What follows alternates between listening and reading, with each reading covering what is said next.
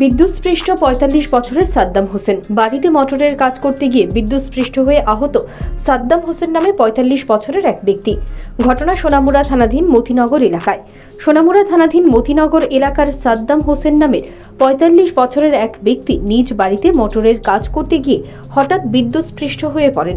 ঘটনাটি বাড়ির অন্য লোক দেখতে পেয়ে চিৎকার চেঁচামেচি শুরু করলে বাড়ির আশেপাশের লোকজন এসে বিদ্যুতের স্পর্শ থেকে কোনো রকমে তাকে বাঁচিয়ে মতিনগর হাসপাতালে নিয়ে আসলে সেখানে তার অবস্থার অবনতি হওয়ায় সোনামুড়া সামাজিক স্বাস্থ্য কেন্দ্রে পাঠানো হয়। সেখান থেকে কর্তব্যরত চিকিৎসকরা মেলাঘর হাসপাতালে পাঠিয়ে দেন। নাম সাদ্দাম হোসেন, ওনাকে রেফার করা হয়েছিল মতিনগর থেকে প্রথমে সোনামুড়াতে গেছে, তারপরে এখানে মেলাঘরে পাঠানো হয়েছে। এখানে আসার পরে আমরা ওয়াশ দিলাম, সবকিছু করলাম, তো রুগীর অবস্থা আর একটু খারাপ হয়ে যাওয়ার ফলে আমরা রুগীকে এখন তড়িঘড়ি করে এই জিএমসিতে পাঠালাম জীবিতে। ম্যাডাম, পেশেন্টটা কি এটা কি অ্যাক্সিডেন্ট না কোনো? না, এটা কারেন্টের শক।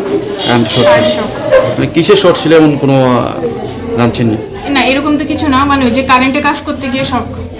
মেলাঘর হাসপাতালে আসার পর বিদ্যুৎস্পৃষ্ট হওয়া সাদ্দাম হোসেনের অবস্থা আরও শোচনীয় হয়ে পড়ে তড়িঘড়ি করে মেলাঘর হাসপাতাল থেকে তাকে আগরতলা জিবিতে রেফার করা হলো। Bureau report, news prime Tripura.